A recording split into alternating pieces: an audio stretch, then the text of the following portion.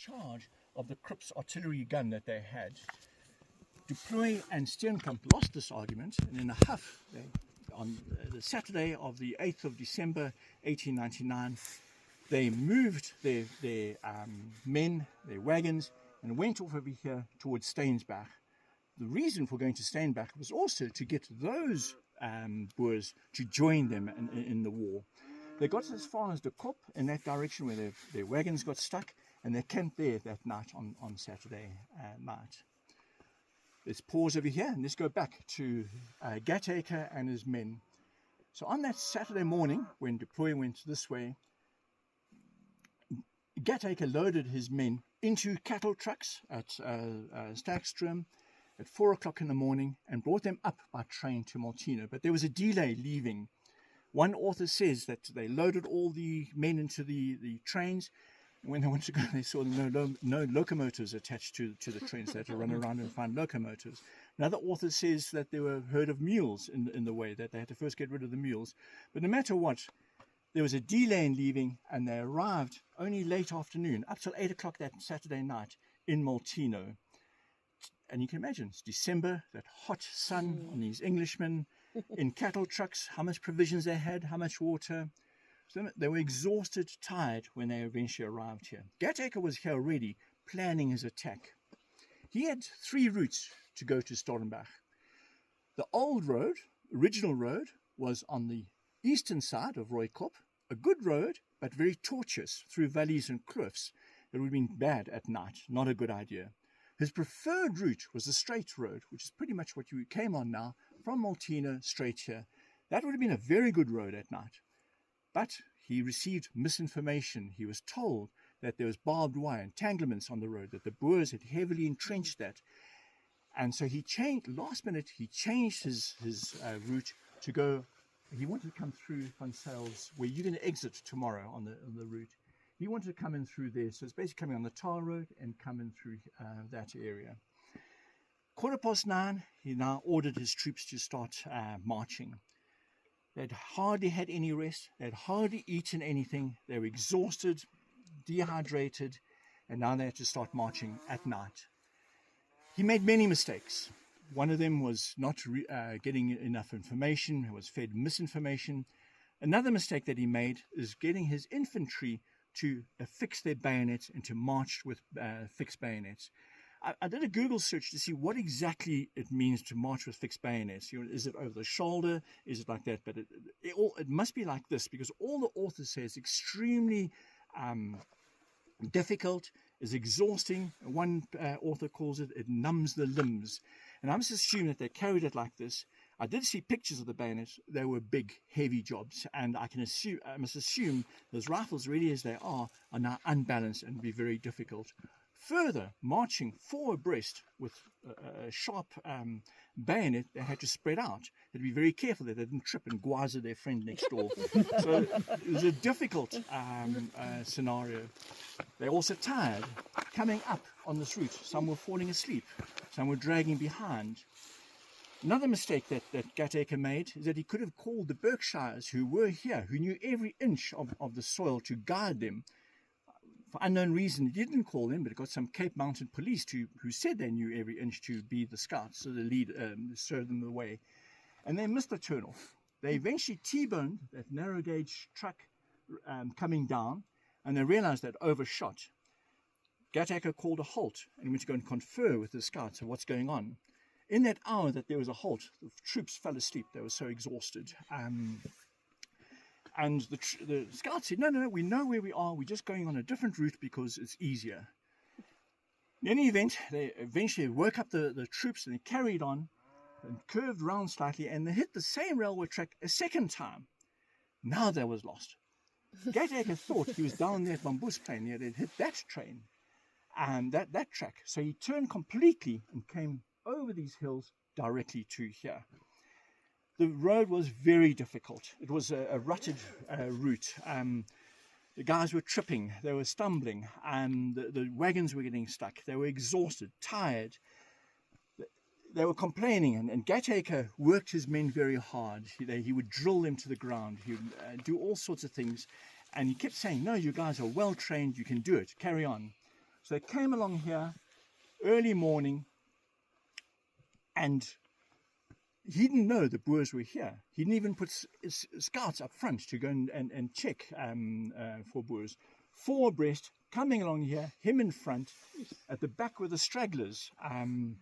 Some would peel off and fall asleep. And some of them, also hungry, saw some pregnant ewes on Van Zyls farm. They thought they'd have a quick braai. So they slaughtered a few and were preparing for a braai. Van Zyl heard the wagon wheels, and he came out, saw this, and he ran back to his house and to get his rifle and rushed back. At the same time, there were the 60 men camped below here. One of them had jipper guts. And so their rule was that if you went to relieve yourself, you did not do it on the plains. You always had to go to higher ground. He could have come up here, could have sat, dropped his rods over here and relieved himself. But nevertheless, while he was squatting, he happened to look over here and saw the glint on the bayonets. And anyone say he shat himself? I don't know. Pulled up his rods, balagered down there, and woke up his mates. The khakis is here, the khakis is here. They called the British the khakis. They woke up, quickly grabbed their rifles, and ran up to the top there. And they wanted the higher ground to be able to shoot down. The first one to the top was Hendrik Coetzee, and he had the privilege of the first shot to be fired. At the very same time, Van Zyl had got to his barn, climbed into the roof, and he started shooting to the back. And you're going to go past that barn tomorrow. Mike will tell you more about the barn later on tonight. Now the Boers, the English were tired, exhausted, and now confused. They're getting shot from this side, they're getting shot from the back. There was total confusion. Gatacre was in front, and he actually was a good plan. He wanted his troops to circle from the left, but only 3 companies heard him, and they started going this way. In the middle here was total confusion. They didn't hear that at all. They just rushed for these cliffs and wanted to climb up. But there were only 2 gullies that they could come up, one over here and one on the other side. And there was a bottleneck with the guys coming up, because as they would come up over here, put their heads up, they were being fired on. So they had to go very slow, but yes, the rest of the men were coming here, and they're getting fired from the top. They were pressed underneath, and there's a bit of an overhang, a bit of a cave. Some of the men took refuge there, promptly fell asleep. They were so tired. The others that were being exposed were getting shied, so they ran to the donga in the background over there to take cover.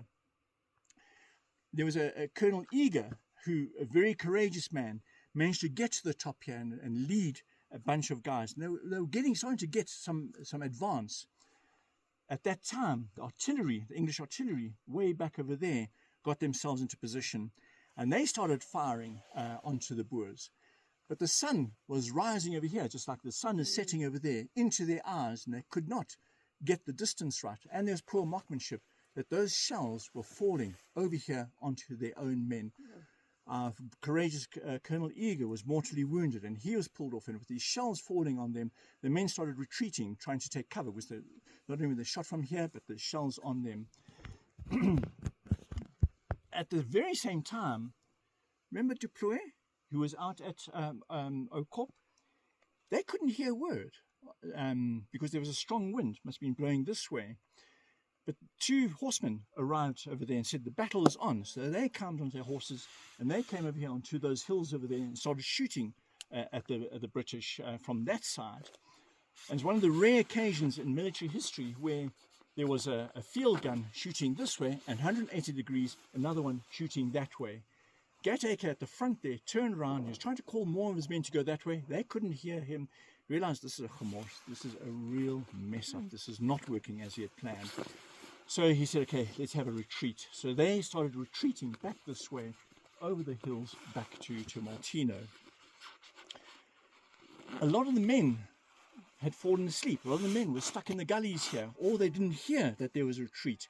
But a lot of them were left behind and were taken prisoners of war. There was another thing, because remember we said there was a late change in direction of what route. Some of the late stragglers, the trains arriving at 8 o'clock, and they're trying to get a quick bite to eat, were told just follow the last guys, but they couldn't see them, so they knew the route was on the middle route. They took that, and we think that they were also prisoners of war in that 700. Nevertheless, Deploy rushed up over here, and they're jubilant. They chased the British away, and Deploy wanted to, with their horses, rush after the British and annihilate them, to rub salt into the wounds, and that would have been a decisive humiliation for the British. Olafir, who was in charge, denied it. He said, "We can't, because it's a Sabbath." So they didn't, and they came down, they tended to the wounded.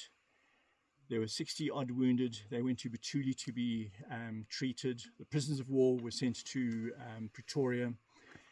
The 29 dead were buried here, except Colonel Eager. He was mortally wounded. He was taken to Stakstroom, and he's buried there. And they were buried in shallow graves over here. And later on, the English came and reburied them over here with other people. So it's not just those that died on that day. So that is the Battle of Stormberg. And why is it so important?